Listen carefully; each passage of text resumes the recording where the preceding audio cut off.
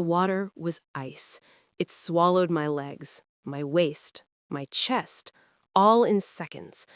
I grabbed for the wall. My fingers slipped. Linda was right there, one arm's reach away, looking straight at me. She pushed me. No hesitation, no pause, just her two hands on my chest, and then nothing under my feet. I went down. I saw my father reach for me through the dark water. His fingers almost touched mine. Almost. My mother made one sound. Then she was gone too. The cold finished everything. My heart stopped.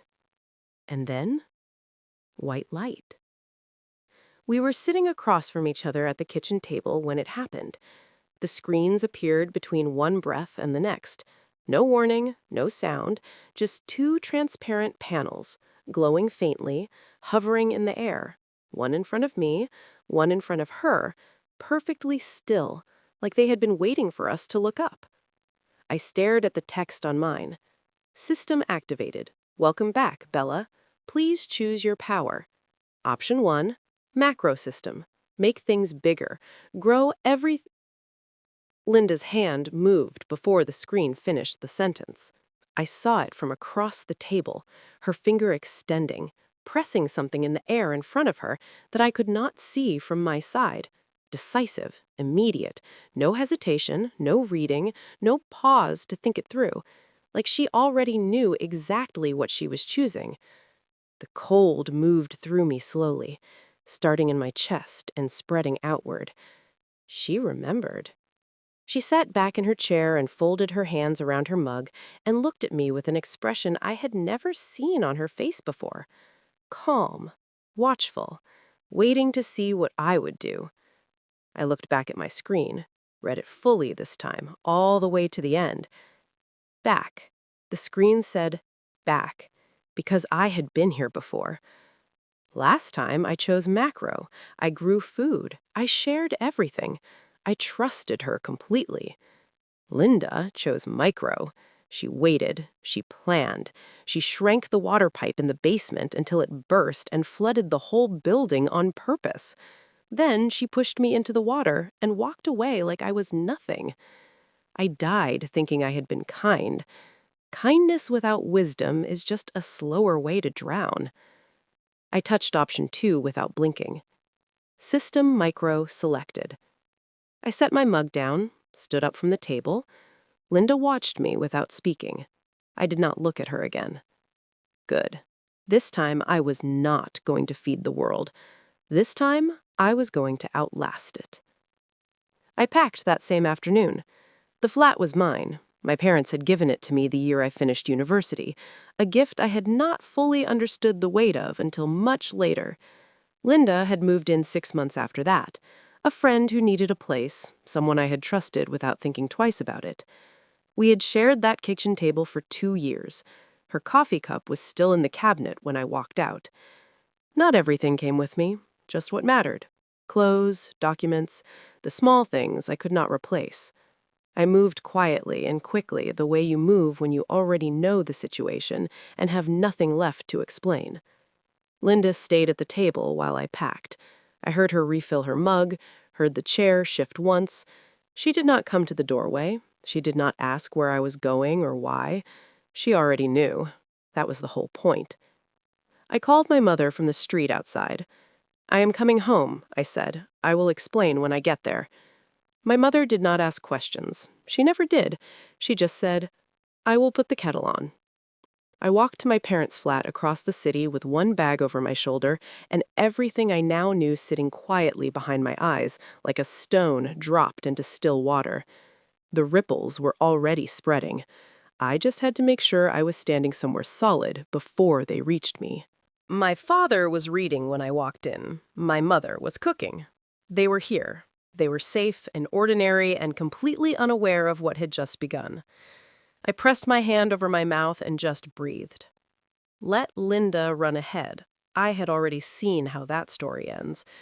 I had work to do. I started the next morning before the sun came up. I sat with my parents at breakfast and laid it out plainly. Heavy rains are coming. Real ones.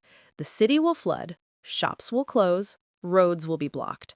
We need to move now before everyone else figures out what is happening, before the shelves are empty, before the prices go crazy, before people start panicking in the streets.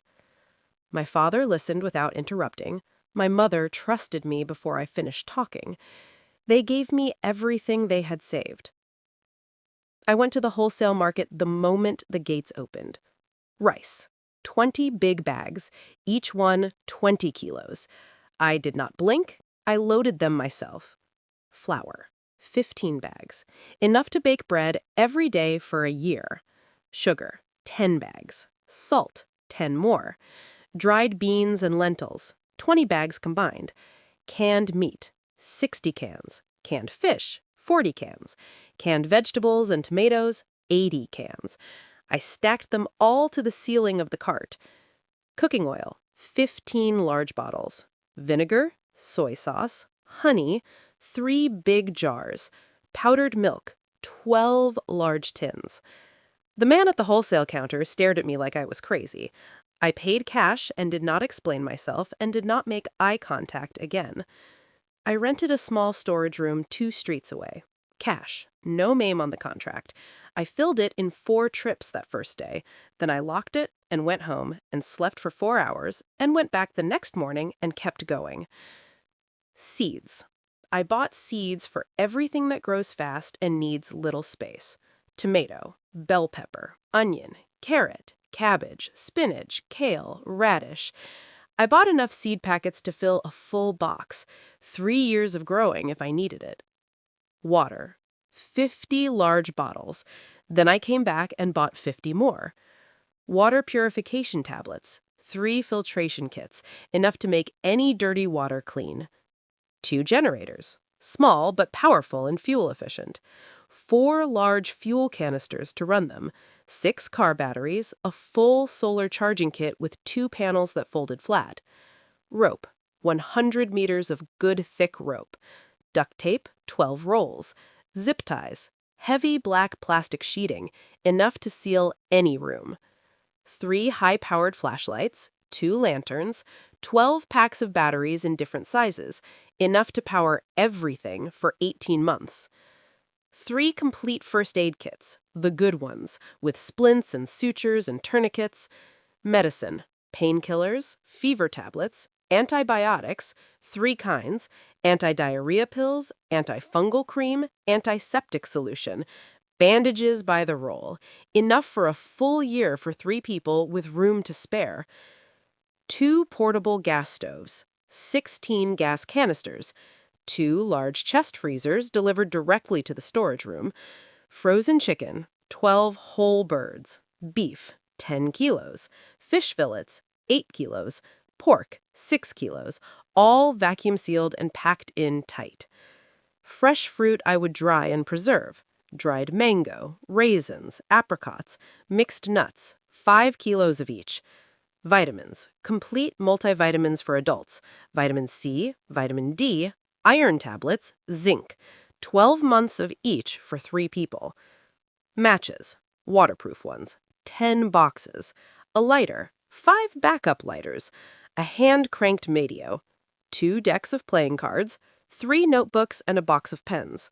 Small things, human things, the kind that matter when the world gets very small. I sold my laptop, my gold earrings, my good camera, my extra clothes, my old phone, my bicycle.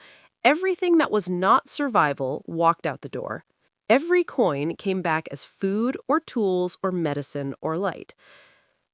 On the 5th day, I went to the storage room alone, locked the door, pulled the curtain across the small window.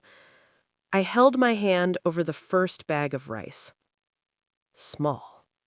The bag collapsed into itself, down and down and down until it sat in my palm like a glass marble, a full 20-kilo bag of rice, weightless in one hand. I held it there for a long moment and just looked at it. This is how I win, I thought. This is exactly how I win. I spent 2 full days shrinking everything. Every bag, every crate, every tool, every bottle, every can, every seed packet, every generator. The freezers last because they were the hardest, and I wanted to be sure I had the strength. When I finished, I stood in the middle of the storage room and looked at what I had done. Everything was gone. The shelves were bare. The floor was empty. A space that had been stacked floor to ceiling with a year of survival for 3 people now looked like an abandoned room that had never held anything at all. Everything was in my purse. I reached in and ran my fingers across the tiny objects inside, each one smaller than a coin. A 20-kilo bag of rice, a generator, a full chest freezer packed with meat.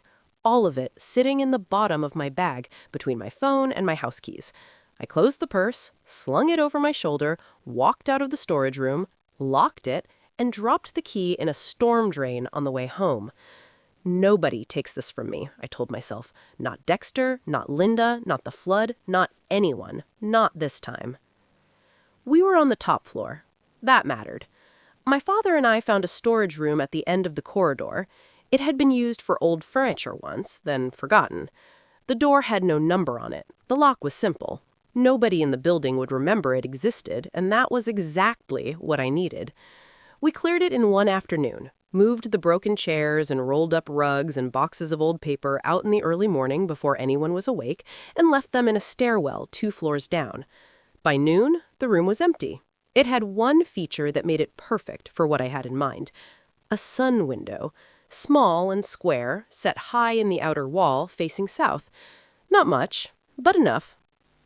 I bought the largest plastic basin I could find, industrial size, the kind used in building sites for mixing concrete. My father helped me carry it up in pieces and reassemble it inside the room. We set it in the center of the floor, directly below the sun window. Then we built a house. Not a real-sized house, a miniature. 3 stories, brick and wood. My father had been a builder in his younger years, and his hands remembered things his mind had set aside. We worked from a sketch I drew on the first night, sitting at my parents' kitchen table with a ruler and a pen and too much coffee. A 3-story villa. Compact, solid. Every room with a purpose. We sourced the bricks from a hobby shop and from broken tiles we collected and cut down. The wood came from offcuts at a timber merchant who sold us a bag of scraps for almost nothing. My father cut the joints with a small saw and fit them tight and clean the way he had been taught to do with full-size timber 40 years ago. The work took 11 days. We did most of it before sunrise and after dark. I built everything inside the basin. The house first, centered toward the back so the sun window would reach it. Then a small pond dug into the soil I had packed into the front third of the basin. A swimming pool beside it, a shallow, rectangular basin within the basin, sealed with waterproof resin, a chicken coop along the left wall built from thin timber slats with a fine mesh front, room for 6 chickens, a vegetable plot in the remaining soil laid out in rows, ready for planting, a solar panel the size of my palm mounted on the roof of the house at an angle toward the sun window. Hey, you're still here. If this story is resonating with you and you haven't subscribed yet, taking a second to do so really helps me keep creating stories like this. All right, let's get back to it. Below it, a rainwater collection system feeding down into a sealed tank, connected to a small IPS unit, a battery backup that would charge from rain and from whatever sun the window allowed through. I knew the sun would not come reliably, not in a cold flood, but the rain would come. The rain always came, and even weak winter light through a south-facing window is something. I was not counting on it. I was just not ruling it out. When the structure was finished, I stood at the edge of the basin and looked at it for a long time. A 3-story villa, a pond, a pool, a garden, a coop, a power system. All of it sitting inside a basin inside a forgotten room on the top floor of a building that was about to go underwater. A complete miniature world. Sealed, self-contained, invisible. Then I shrunk myself. It was the strangest thing I had ever done with the power. I had practiced on objects for weeks. I understood the sensation of something collapsing inward, the resistance, and then the release. Turning it on myself was different. The world did not shrink. I did. The basin rose up around me like the walls of a city. The house became full size. The pond became a lake I could walk around. The vegetable rows were shoulder-height furrows of dark soil stretching out in front of me. I stood at the entrance of the villa and put my hand on the door. It opened. 3 floors, real rooms. The scale we had built into it translated perfectly. The ceilings were high enough, the beds fit, the kitchen counter was at the right height. My father had built it to a human scale at miniature size, and at miniature scale it became human. I walked every room, checked every joint, opened every window, stood on the top floor and looked out through the glass at the pond and the garden and the coop and the solar panel catching a thin blade of gray afternoon light through the sun window high above. Then I unshrunk myself, stepped back out of the basin, stood in the storage room breathing normally, and went to get my parents. I brought them to the storage room that evening and told them to trust me. My father looked at the basin, looked at the villa inside it, walked around the edge slowly, studying the brickwork and the roof joints and the way I had fitted the solar panel and the rainwater feed. He crouched down and looked at the chicken coop, stood back up. "I built that," he said. Not a question, just recognition. "We built that," I said. He nodded slowly, something in his face settling. My mother was looking at the sun window, at the thin gray light coming through it and falling across the roof of the miniature house. She did not say anything for a moment. Then she said, "There is a garden?" "Soil is ready," I said. "Seeds are in my pocket." She looked at me, eyes wet, smiling and not smiling at the same time. "Show me," she said. I shrunk all 3 of us. The basin rose around us, and the house grew to full size, and the garden stretched out in rows of bare, dark soil, waiting for something to be put into it. My mother walked to the edge of the vegetable plot and crouched down and pushed 2 fingers into the soil and rubbed it together and looked up at me. "Good soil," she said. "I packed it myself," I said. My father had already gone inside. I heard his footsteps on the stairs, heard him open a window on the 2nd floor and look out, heard him knock on a wall, then silence while he stood somewhere up there and took it in. We unshrunk at the end of the tour and sat on the edge of the basin with our feet dangling, and my mother made tea on the small camp stove I had set up in the corner of the storage room and added dried mint and handed cups to both of us. And the wind pushed at the building outside, and we were warm and together, and I let myself feel it fully for exactly 1 minute. Then I started planning the next thing, because that was who I was now, and that was the only reason any of us were still here. The building had a management group chat. The property manager, 6 committee members, and 41 residents. When the power first went out, the chat was still active. People had mobile data, generators for phone charging. It was the only way anyone was communicating. I watched it unfold on my phone screen, lying on my bed inside the villa, reading every message, saying nothing. Mr. Juan, the property manager, sent the first alert. "Residents, we are aware of the situation. We are working to arrange emergency food delivery. Please remain calm and stay in your units. Do not engage in conflict. Help is coming." Miss Ido from the committee chimed in quickly. "We have contacted the city emergency line. They said 3 to 5 days. We have enough reserves in the ground floor storage room to manage until then." The panic started almost immediately. An unknown number replied, 3 to 5 days? My children haven't eaten since yesterday. This is not acceptable." Another unknown resident added, "I knocked on the ground floor storage room and no one answered. What is in there exactly? How much food?" Mr. Juan quickly responded, "Please do not approach the storage room. It is locked for everyone's protection. We will distribute fairly when the time comes." The chat went quiet for a day after that. Then it came back, louder and much darker. An unknown number sent a frantic text. "Someone broke into the apartment on floor 2. The family inside. I heard screaming. Someone call someone." Another resident replied grimly, "There is no one to call. Lines are down." Someone else asked, "What happened on floor 2? My wife is terrified." The answer came back cold and blunt. "Don't go out. Don't open your door. That's all I will say." Then, Mr. Juan posted a building-wide announcement. "Residents, we are arranging a formal food distribution tomorrow morning, ground floor, 8 a.m. Everyone will receive a fair portion. Please remain calm. Do not take matters into your own hands." A moment later, Dexter replied to the group, "Good idea, Mr. Juan. See you at 8. I stared at that last message for a long time. Dexter was not going to attend a distribution. He was going to attend a takeover. I already knew that. I was just watching it happen in real time, and there was nothing in those messages I could do about it. The next morning, Mr. Juan sent a frantic update. "Residents, the distribution is canceled. We encountered a serious situation this morning. Please do not come to the ground floor. Repeat, do not come to the ground floor. We are regrouping and will communicate further instructions soon." Miss Ido followed up right away.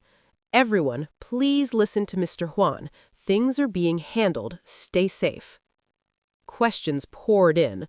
An unknown number demanded, "What happened downstairs? Someone tell us what happened." Another resident replied, "I heard them. I heard what they did to Mr. Juan and the committee. God help us all." The final message I saw before the thread died entirely was from someone on the 3rd floor. "Is anyone else armed?" they wrote. "I have a kitchen knife. That is all I have. My door is barricaded."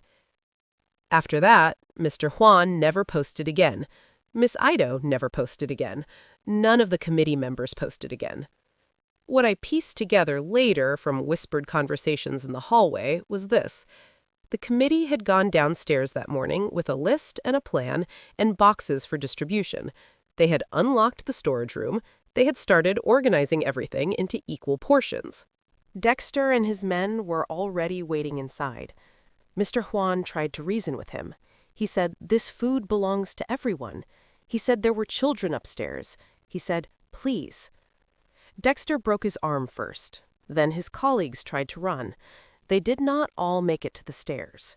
2 committee members were found later on the ground floor. I will not describe what condition they were in. Some things I carry alone, so my parents do not have to. After that, Dexter owned the food, and he owned the building, and nobody who was left had any power to argue with any of it. The chat went silent after day 12. Either people's phones died, or people stopped wanting to put anything in writing, or people stopped being able to.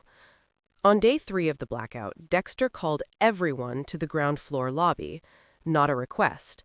His brothers went door to door and knocked like the door would come off if they knocked any harder, and said, "Come down now. Everyone, now."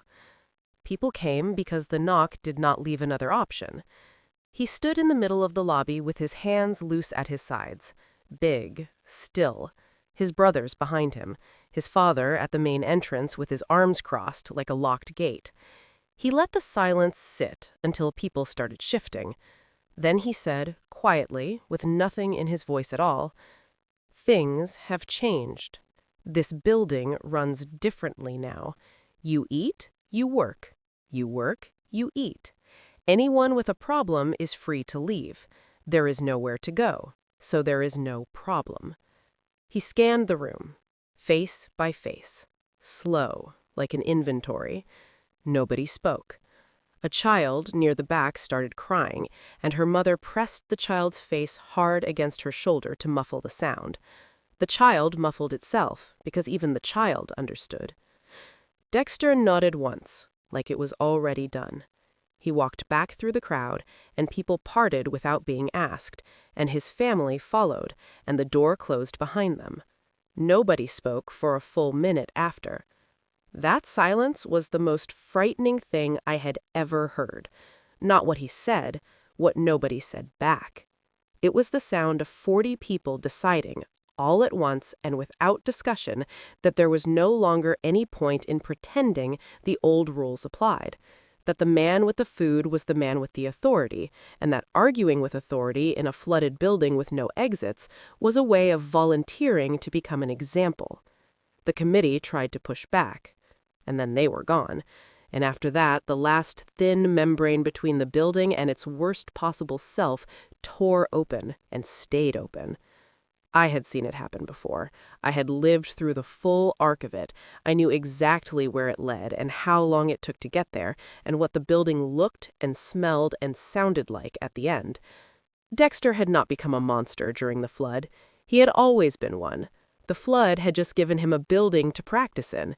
He was not going to get that far this time, because this time the flood was not going to find me. On day 18, I almost lost everything. I came out too early. Dim hallway. I thought it was clear. Mrs. Park from 3 doors down was already in the hall, awake all night. She watched me come out of the back corridor. She watched me close the storage room door behind me. She watched me check both directions before I moved. She said nothing right then, just looked. That evening, she knocked on our apartment door, arms folded, careful expression. "I saw you this morning," she said, "coming out of that back hall. There is nothing back there, just an old storage room. I checked once, but you looked very comfortable coming out of a nothing place." My chest went cold. My face stayed calm. "Oh, that," I said. "I sleep in there sometimes. My parents snore, and it is quieter. There is an old blanket inside." Nothing much else. I made myself sound a little embarrassed. Just the right amount. Before she could press further, I gestured into the apartment. "Come look if you want. There really isn't much, just a corner and a blanket." I had thought of this moment from the beginning. If it ever came to a direct challenge, I could open the storage room and show her the interior. The basin was covered with a plain tarpaulin. The tarpaulin looked like nothing, just an old covered shape against the far wall. Junk, forgotten things, nothing worth investigating. Mrs. Park looked at me, then past me. My father in his chair, my mother at the table with a cup, both of them thin and tired and completely normal looking. I had prepared for this moment from the beginning. Every time I thought someone might see, I made sure we looked like everyone else. Hollow-eyed, going nowhere, nothing worth taking. Mrs. Park unfolded her arms slowly.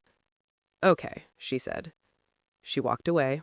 I stood with my back against the closed door for a full minute, heart loud, hands flat on the wood behind me. That was too close. Far too close. I changed everything that night. Exit times, routes, patterns, softer footsteps, no raised voices, no dropping things. We moved through that hidden, warm space like we were ghosts, like we had to earn the right to breathe in there every single day. Because we did. That was just the truth. Day 23. I heard the boots on the stairs before the voices. Heavy, slow, unbothered. The steps of someone who has already decided he owns wherever he is going.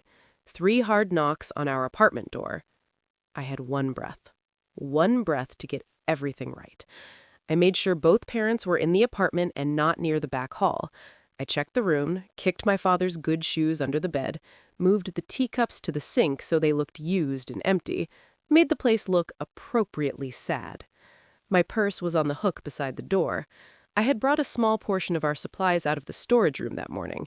A few shrunken tins, some medicine, a folded emergency blanket, all of them marble-sized and invisible at the bottom of my bag. I moved the purse to the back of the closet shelf before I turned the handle. Then I opened the door. Dexter filled the frame. Wide, still, unnervingly calm. His brother stood behind him, already scanning the room with quick, systematic eyes. He looked at me. "Just checking in," he said, "making sure people upstairs are doing okay." His voice was pleasant. That pleasantness was the worst part of him.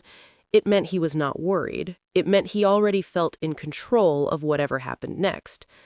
I kept my face soft, a little nervous, the harmless version, the version with nothing worth taking. "We are okay," I said. "Thank you for checking." He did not move. His eyes drifted past me, my father in the chair, my mother near the kitchen counter with her hands very still. He looked at both of them, the way a person looks at furniture they are deciding whether to move. "You three look thin," he said. "Not eating?" "It is hard," I said. "We are managing." He looked around the room slowly. The bare shelves, the empty counters, a half-empty bottle of water on the table. Everything I had was hidden, in a storage room at the end of the back corridor, inside a miniature house the size of a large cabinet, holding everything we needed, waiting to be unshrunk. Nothing visible here, nothing findable, nothing to take. He looked at me. 3 full seconds of direct eye contact, the kind designed to make a person fill the silence with something incriminating, something nervous, something that reveals the crack in the wall. I said nothing. I waited, breathing slow and even, eyes steady, hands at my sides and still. He smiled. It did not reach his eyes by a considerable distance. "You come find me if you need anything," he said. "We take care of our people here." Our people. Like the building already belonged to him, like we had already been absorbed into something we did not choose. "Thank you," I said. "I really appreciate that." One more second of that flat smile. Then he turned and walked away. His brother followed. I closed our door without a sound and stood with my back against it. My father looked at me from his chair. His hands had stopped moving on the book. His face was calm, but his eyes asked the question. I shook my head slightly. "Not yet. Not a problem yet." He nodded and opened the book again. That night inside the villa, I lay in the dark and went over every second of that conversation. Every word, every pause, every place where I could have slipped and did not.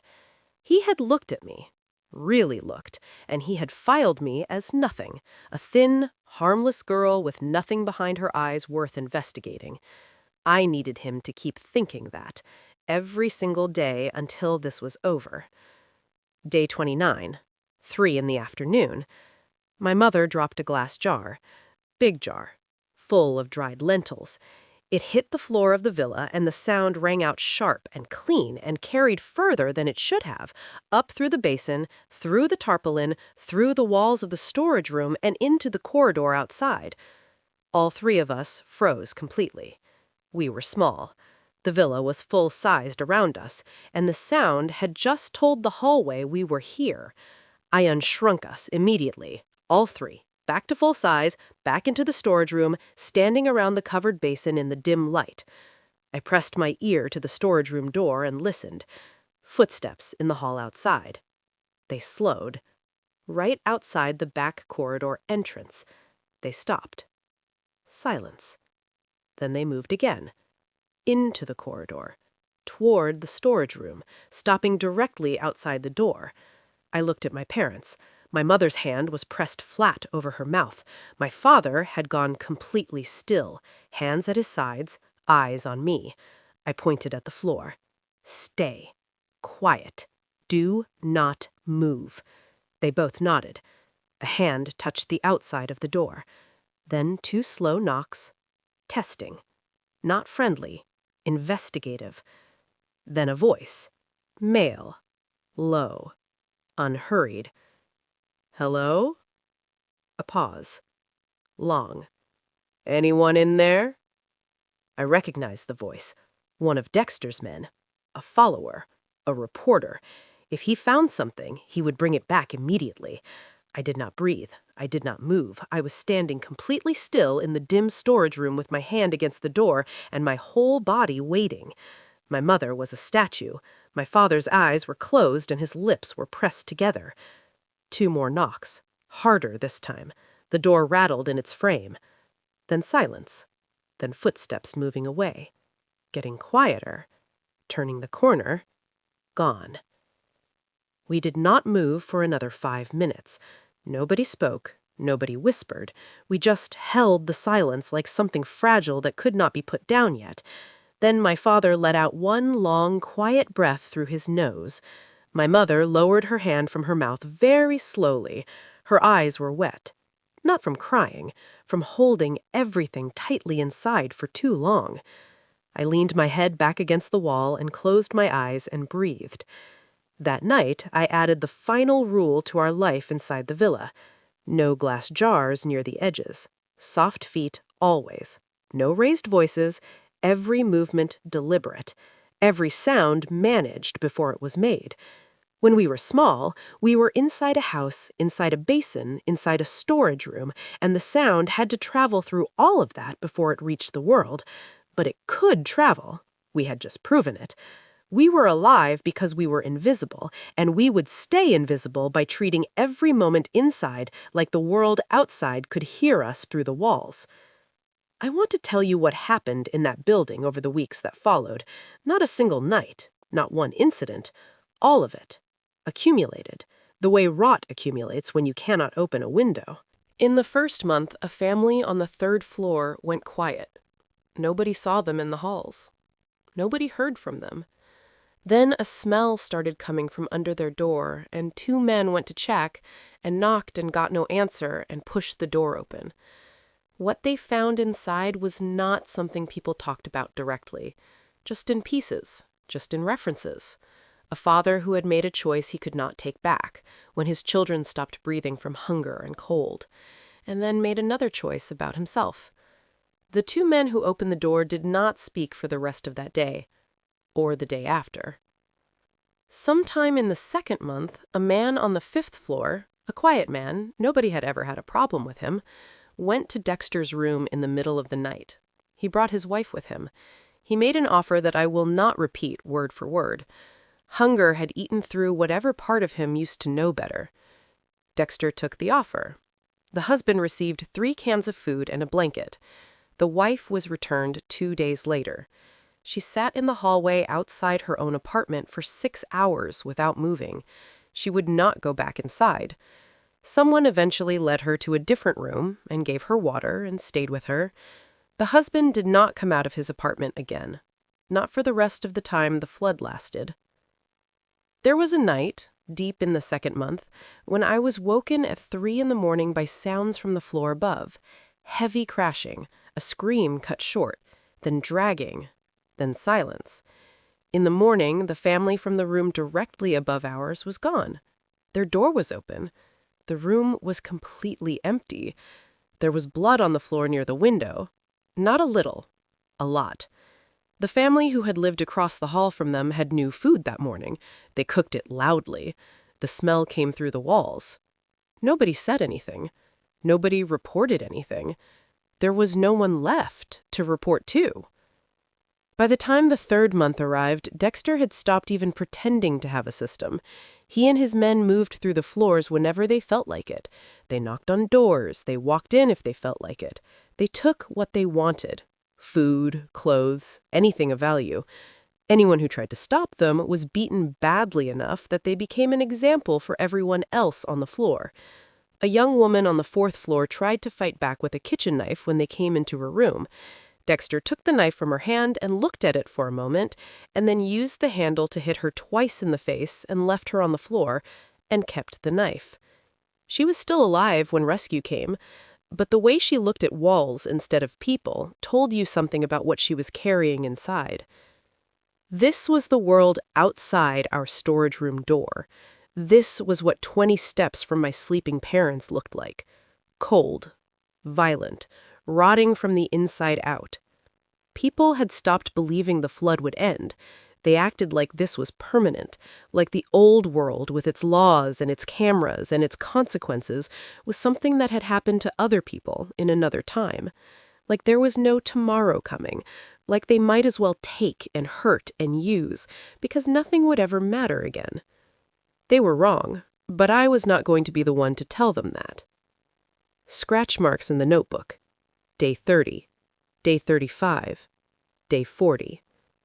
Outside, frost on the inside of the corridor windows. People sitting in corners sharing one blanket between 4. Dexter's men walking the floors at night with flashlights, checking rooms, taking what they wanted from whoever still had anything. The sound of someone crying in the distance that started and then stopped too suddenly. Smells from certain rooms that nobody talked about directly. The particular silence of a hallway where bad things were happening and everyone had decided they did not hear. Inside the villa that same night, my mother in the kitchen garden pulling up a carrot and brushing the soil off it with her thumb. the smell of something warm on the stove, my father reading in the corner chair, the lamp above us steady and quiet. The walls of the villa solid around us, and beyond them the walls of the basin, and beyond those the walls of the storage room, and beyond those the building and the dark and the cold, and everything that had become of the people in it.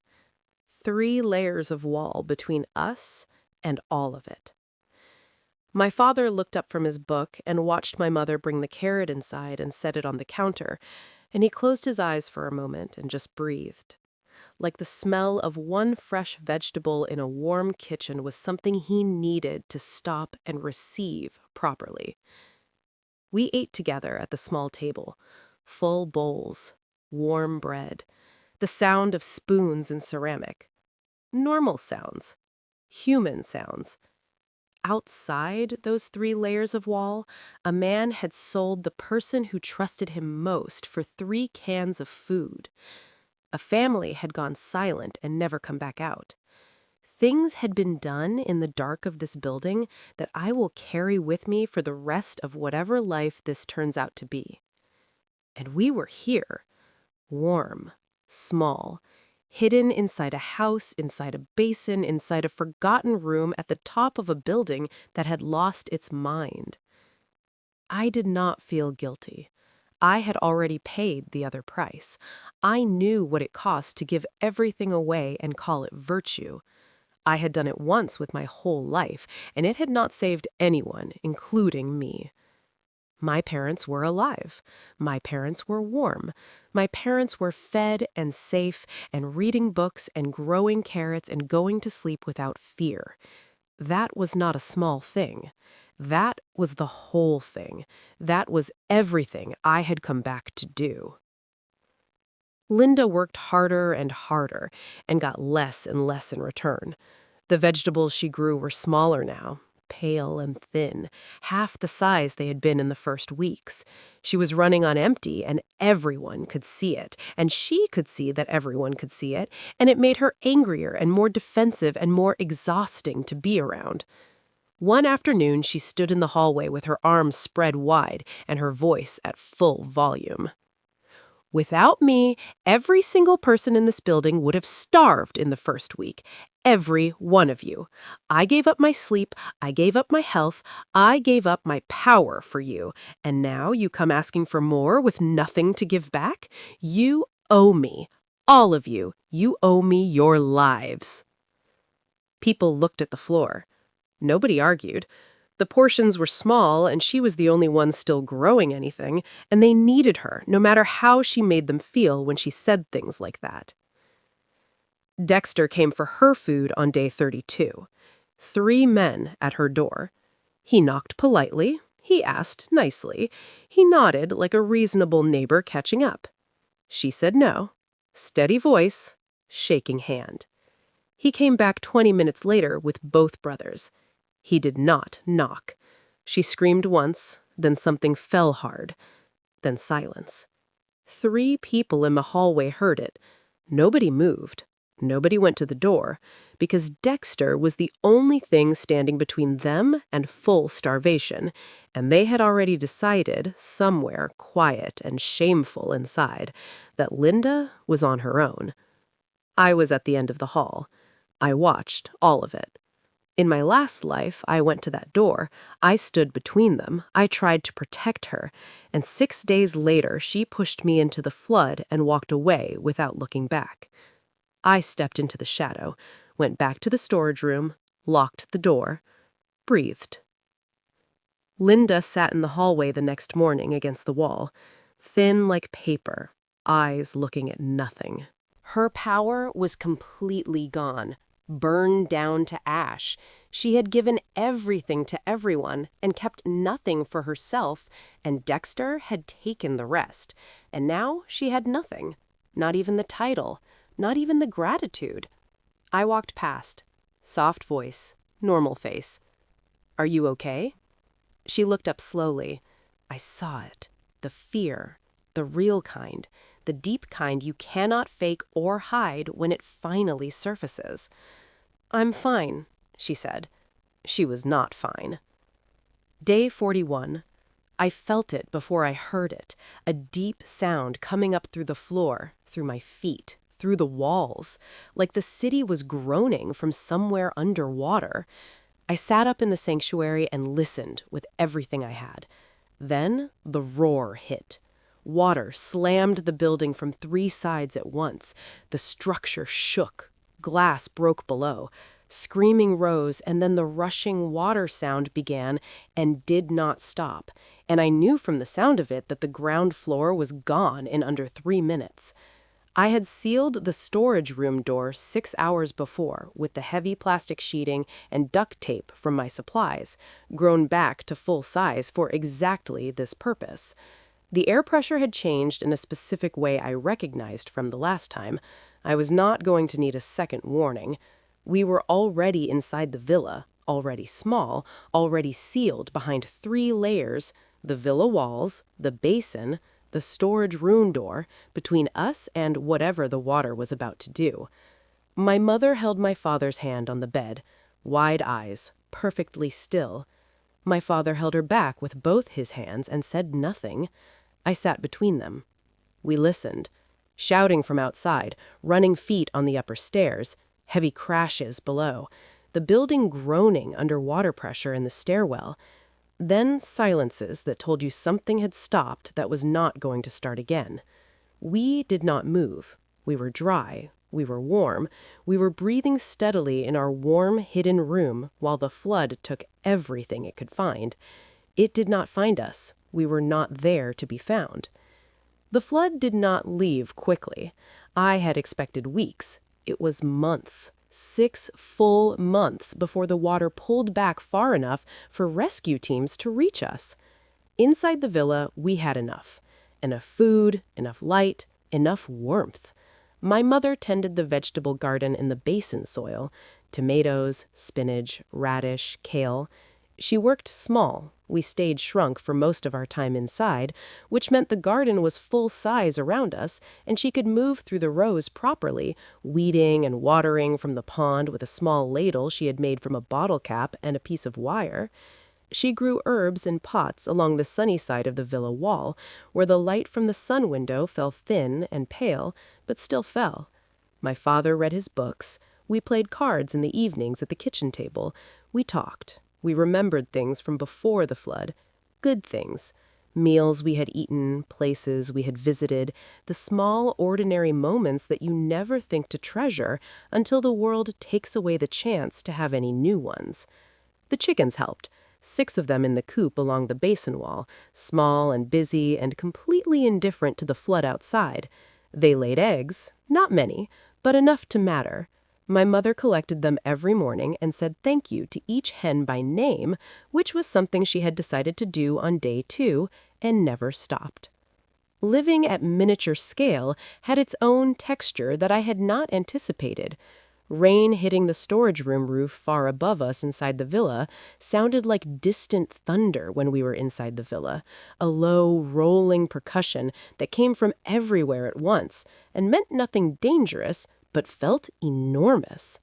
When the wind picked up outside and the building groaned, the sound reached us as a deep vibration in the basin floor, traveling up through the soil and into the foundations of the villa like a slow pulse. We felt the building's moods before we heard them. My father said once, quietly, that it felt like living inside a heartbeat. He was not wrong. The sun window gave us a thin blade of light that moved across the basin floor throughout the day at our scale in a slow, wide arc, like a sundial. My mother tracked it. She learned which plants to put where to catch it at the right angle. She moved pots around in the morning to follow it. On the rare days when it was bright enough to cast a real shadow, she would call us to come and look. We would stand in the garden and watch it cross the soil like something precious, which it was. When supplies were needed, I would unshrink myself, step out of the storage room, retrieve whatever was needed from the shrunken stores in my pocket, and bring it back in. A tin of meat, a bag of flour, a bottle of oil. I would set it on the floor of the storage room, grow it back to full size, break it down into portions small enough to carry into the basin, shrink those portions again, and bring them into the villa. It was a system. It took about 20 minutes. I did it every few days, and it became as routine as anything else. Sometimes I went out. Short, careful trips. I saw what the building had become. Dexter's control had collapsed as his own supplies ran out. Without food to distribute, he had no leverage, and without leverage, his men drifted away one by one. Some tried to find their own solutions. Some disappeared into rooms and did not come back out. Dexter himself became smaller and quieter as the months went on. The loud, confident man who had run the lobby meeting was replaced by someone thin and watchful who sat near the stairwell and stared at the floor a lot. Hunger did that to people, even the people who had caused the hunger for everyone else. He was alive when the rescue came. Barely. He did not look at anyone when they carried him out. He kept his eyes on his own hands the whole time, like he was memorizing them. The building, by the end, had 9 survivors, down from 11, 2 more gone in the months after the big flood. I did not know exactly how.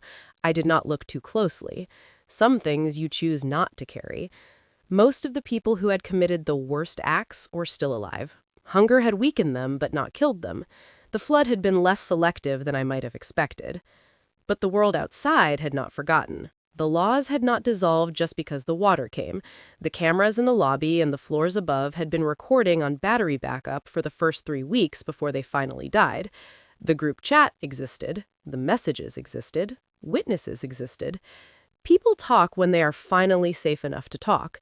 When the police came with the rescue boats, they came with lists. The rescue teams arrived on day 182. They came in inflatable boats with orange vests and emergency rations, and they moved through the flooded lower floors, calling out for survivors in calm, practiced voices.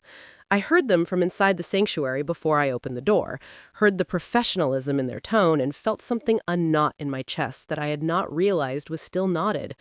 I brought my parents out through the storage room. We unshrunk at the basin's edge, stepped out into the corridor, and walked toward the sound of the rescue workers' voices. My mother walked out straight-backed and clear-eyed. My father carried his book tucked under his arm like he was leaving a library. We were the only 3 people in the building who walked out under our own power without help. The rescue worker who reached us on our floor stopped and stared for a moment. We did not look like people who had spent 6 months in a flooded building. He looked from us to the hallway around us, the cracked walls, the waterline stain rising halfway up the stairwell door, the smell that no amount of time would fully erase, and back to us again. He was found in a rehabilitation facility where he'd been admitted 3 weeks after rescue, barely speaking, staring at walls. The facility staff had noted in his intake form that he had not asked about his wife. He was moved from the rehabilitation facility to police custody. His wife gave a statement. It took 4 sessions over 2 weeks because she could only do so much at a time before she needed to stop. The investigators who took her statement noted in their report that she never once used his name, just he and him throughout, like naming him would make it more real than she could currently bear. The family from across the hall on floor 2, the father and his 2 grown sons, were found, interviewed separately, and charged. The evidence was physical and testimonial and digital, and the 3 of them, when confronted with it independently, gave 3 statements that matched each other in every detail that mattered and contradicted each other in small ways that made the investigators more certain rather than less.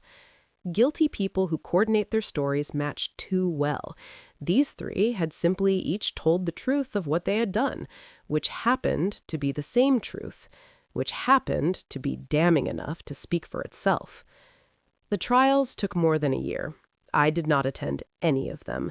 I gave my statement once, clearly and in full, to a detective who took notes by hand and occasionally asked me to slow down. I described what I had seen and heard and when and from where. I described Dexter at our door and what he said and what I said back and how long he stood there before he left. The detective thanked me and said my statement was very detailed and very useful. I said I had had a lot of time to remember things clearly. He looked at me for a moment with an expression I did not entirely read. Then he closed his notebook and showed me out. I did not go back. I did not follow the coverage. I did not look up the verdicts as they came in, though people told me about them anyway, in pieces, over time. Some people thought the flood had ended all accountability, that what happened inside was sealed inside, that the water had washed everything away, that 6 months of isolation and darkness and desperation had created a separate world with separate rules, and that the world outside had no reach into it. The water had not washed anything away. The records were dry. The cameras were dry.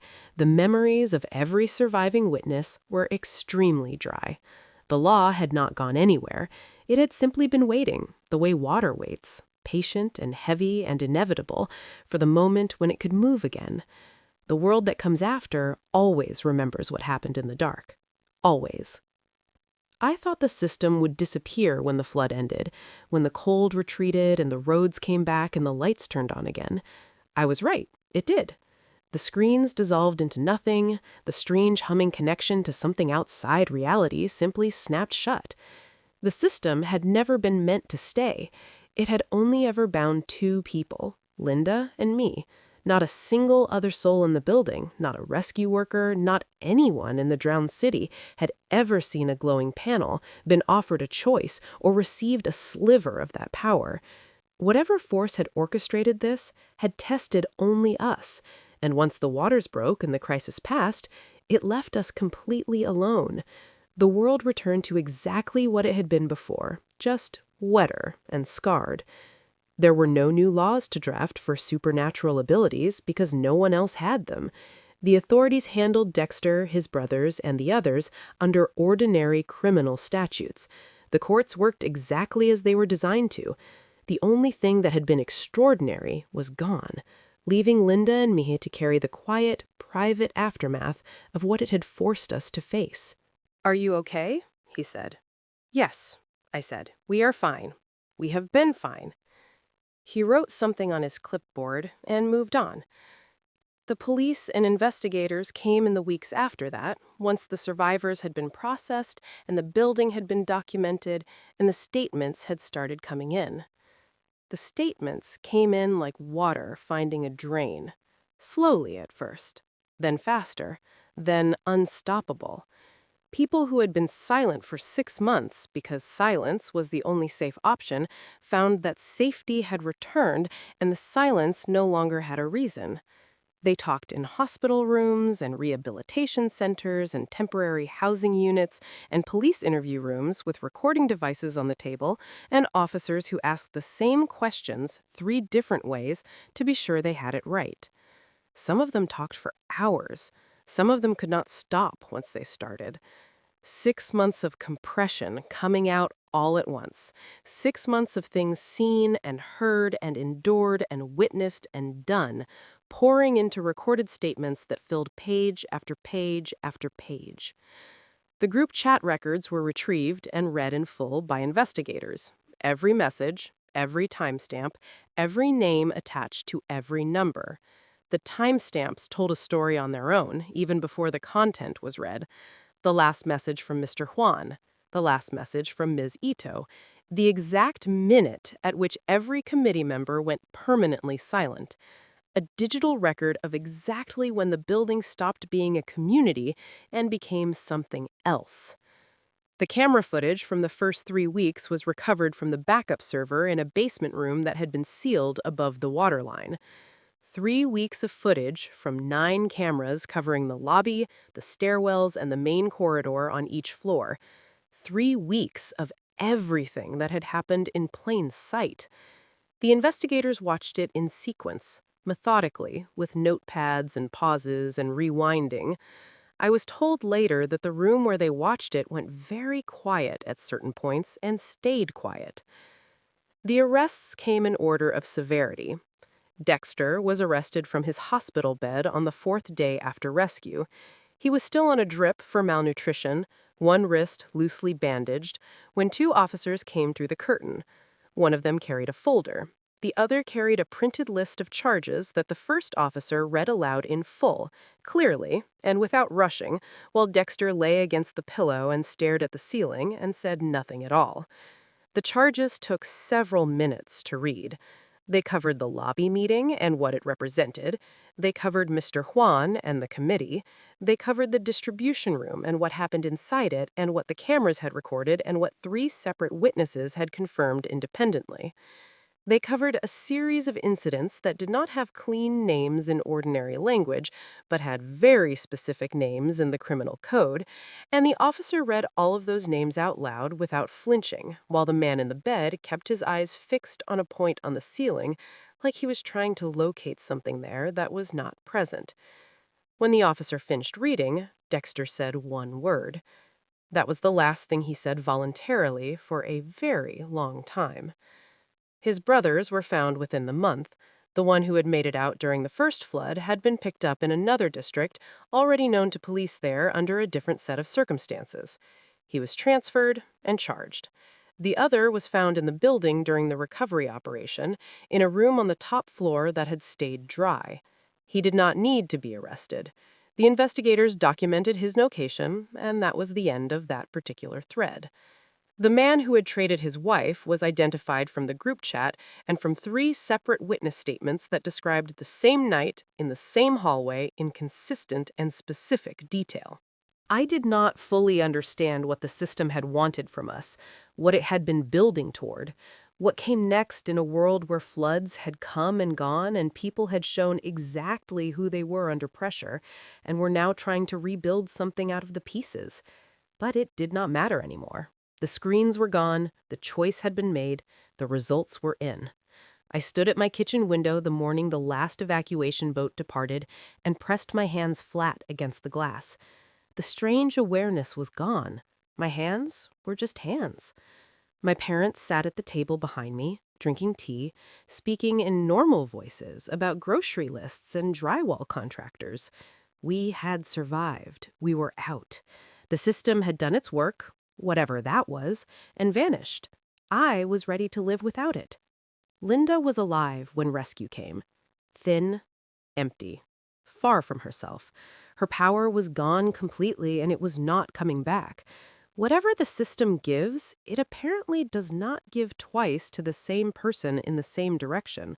She had burned through everything she had, and the well had not refilled. As they carried her past us on the stretcher, she turned her head and looked at me directly. I was standing beside my parents in the corridor, straight, clear-eyed, my mother's hand in mine. Linda looked at me for a long time.